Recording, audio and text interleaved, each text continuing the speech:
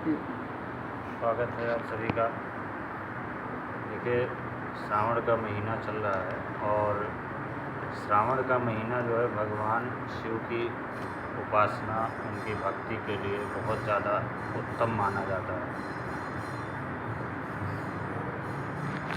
क्यों माना जाता है, इसका क्या महत्व है, ये सब हम इससे पूर्व की वीडियो में, इससे पहले की वीडियो में बता चुके हैं। तो श्रावण के महीने में लोग अपनी अपनी तरीके से अपनी अपनी सुविधा अनुसार व्रत करते हैं, पूजन करते हैं और भी बहुत सारे नियम संयम करते हैं। साथ ही भगवान शिव की जो बहुत सारी जो प्रिय चीज़ें हैं,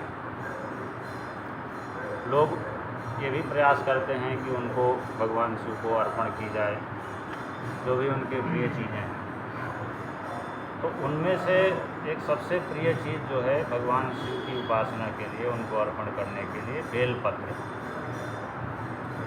तो आज जो हमारे वीडियो का जो विषय है, जो बिंदु है, वो बेलपत्र का है कि बेलपत्र भगवान शिव को अर्पण करने से क्या लाभ होता है और बेलपत्र चढ़ाने का नियम क्या है, उसको तोड़ने का नियम क्या है और किस तरह से बेलपत्र को चढ़ाया जाए, या कोई कामना विशेष है तो उस परिस्थिति में कैसे बेलपत्र चढ़ाया जाए। ये सारी चीज़ें हम आपको बेलपत्र के विषय में बताएंगे कि भगवान शिव को बेलपत्र क्यों प्रिय है और कैसे अर्पण करना चाहिए, बेलपत्र किस तरह का होना चाहिए। वैसे तो बेलपत्र की इतनी महिमा बताई गई है जिसका साधारण शब्दों में वर्णन नहीं किया जा सकता है। यहाँ तक कि ऐसा कहा गया है कि त्रिदलम त्रिगुणाकारम त्रिनेत्रम चा त्रिधायुतम त्रिजन्म पाप संहारम बेलपत्रम शिवार्पणम। यानी बेलपत्र चढ़ाने से, भगवान शिव को बेलपत्र अर्पण करने से 3 जन्मों के पाप का नाश हो जाता है। इसके अलावा भी जैसे बेलपत्र चढ़ाने का जो नियम है, बेलपत्र कैसा होना चाहिए, तो सर्वप्रथम हम आपको बताएंगे कि जैसे बेलपत्र जो भी हम भगवान शिव को चढ़ाते हैं, खंडित ना हो, पत्ता मुड़ा हुआ ना हो, उसमें छिद्र ना हो, छेद ना हो और साथ ही कटा नहीं होना चाहिए, सूखा नहीं होना चाहिए। अगर इस तरह का बेलपत्र है तो वो चढ़ाने योग्य नहीं होता है। इसलिए बेलपत्र को अच्छी तरह से चुनाव करके बेलपत्रों का तब चढ़ाना चाहिए, कटा फटा ना हो, मुड़ा ना हो, छेद ना हो।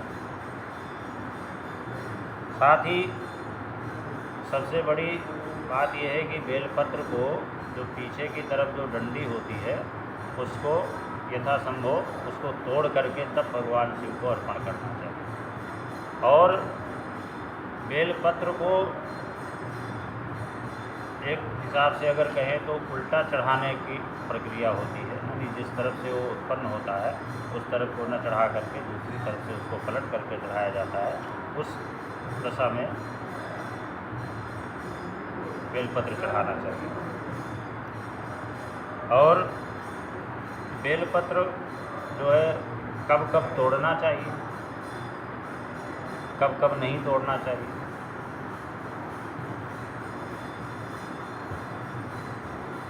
जैसे कई सारी ऐसी तिथियां हैं, जैसे चतुर्थी, अष्टमी, नवमी, चौदस और अमावस्या और सोमवार के दिन।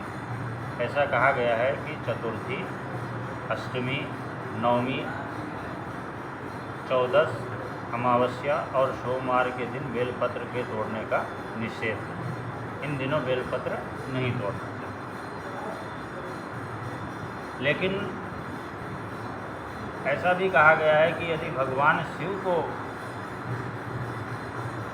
स्पेशली अगर भगवान शिव की पूजा है या भगवान शिव को बेलपत्र अर्पण करना है, या शिव से संबंधित कोई अनुष्ठान है तो उसमें निषिद्ध दिनों में यानी इन तिथियों में या सोमवार के दिन भी बेलपत्र तोड़ा जा सकता है।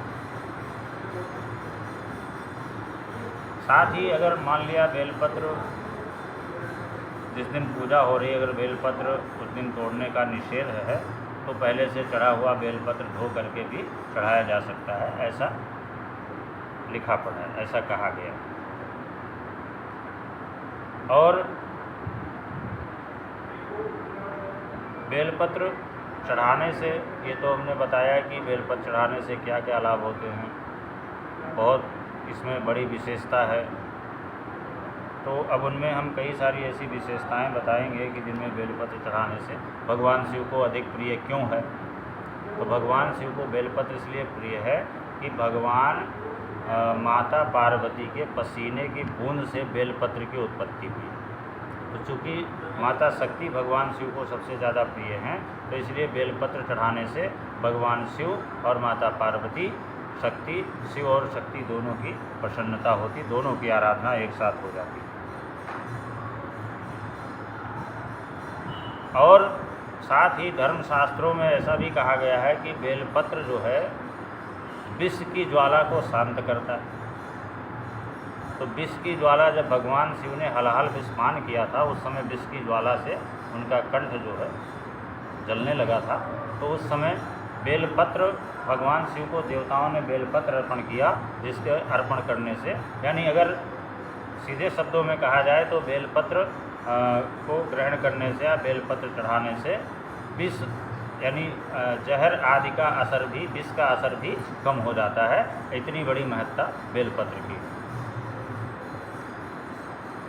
और इसके अलावा अगर मान लिया किसी को, एक सबसे बड़ी महत्वपूर्ण बात यह है कि अगर किसी व्यक्ति को संतान की कामना है तो उसे भगवान शिव को 108, 1008 इस तरह की संख्या में बेलपत्र ले करके और गाय के दूध में डुबो करके ओम नमः शिवाय मंत्र का जाप करते हुए अगर चढ़ाए तो संतान की कामना की पूर्ति होती है। अगर 108 या 1008 बेलपत्र अपनी क्षमता अनुसार ले करके उसे पवित्र करके गाय के दूध में डुबोकर ओम नमः शिवाय मंत्र का जप करते हुए भगवान शिव को अर्पण करे तो संतान की कामना की पूर्ति अवश्य होती है। और ऐसा ये प्रक्रिया 7 सोमवार करनी चाहिए। एक सोमवार से प्रारंभ करके 7 सोमवार पर्यंत इस प्रक्रिया को करनी चाहिए। इसी तरह अगर मान लिया शारीरिक कष्ट है, शरीर पे कोई संकट है, तो अपनी आयु के अनुसार उतनी संख्या में बेलपत्र ले करके और गाय के दूध में डुबो करके भगवान शिव को अर्पण करें तो शरीर पे आने वाला संकट यानी शारीरिक परेशानी, किसी भी प्रकार की शारीरिक व्याधि है तो वो नष्ट हो जाती है, शारीरिक व्याधि दूर हो जाती है। यहाँ तक कहा गया है कि भगवान शंकर के निमित्त बेलपत्र के नीचे खीर का भोग लगाने से अगर कैसा भी आदमी दरिद्री हो, गरीबी हो, आर्थिक परेशानी में हो, अगर भगवान शिव का मंत्र जप करते हुए और बेलपत्र के नीचे भगवान शिव को खीर का भोग अर्पण करे, ब्राह्मण को खीर का भोग अर्पण करे, ब्राह्मण को भोजन कराए तो इससे लक्ष्मी, माँ लक्ष्मी प्रसन्न होती हैं और आर्थिक संपन्नता आती है, दरिद्रता दूर हो जाती है। कहने को तो इतनी सारी चीज़ें हैं बेलपत्र के विषय में कि बहुत सारी चीज़ें ऐसी हैं कि बेलपत्र में इतनी बड़ी विशेषता है, लेकिन उसको साथ ही उसको चढ़ाने का नियम रखना चाहिए। जैसा हमने वीडियो में बताया कि बेलपत्र खंडित ना हो किसी प्रकार से, और साथ ही निषिद्ध दिनों में तोड़ा ना जाए और नियम पूर्वक उसको चढ़ाया जाए। नियम पूर्वक चढ़ाने से, ओम नमः शिवाय मंत्र का जाप करने से, तो बेलपत्र की संख्या भी निर्धारित है। 11 बेलपत्र से लेकर के 1008 जितना भी आपकी अपनी क्षमता है, क्षमता अनुसार भगवान शिव को बेलपत्र अर्पण कर सकते हैं। ओम नमः शिवाय मंत्र का जप करते हुए उस पर चंदन से ओम लिख करके और भगवान शिव को अर्पण करते जाएं। इस प्रकार बेलपत्र चढ़ाने की जो महत्ता है भगवान शिव को, वो ऐसी है। और बेलपत्र चढ़ाने से और भी बहुत सारे लाभ हैं। सारे को बताना एक बार में संभव नहीं है। तो इस तरह से नियम पूर्वक बेलपत्र चढ़ाएँ तो भगवान शिव की विशेष कृपा होगी।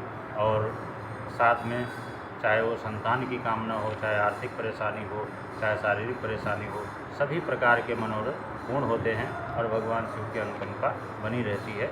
बहुत बहुत धन्यवाद।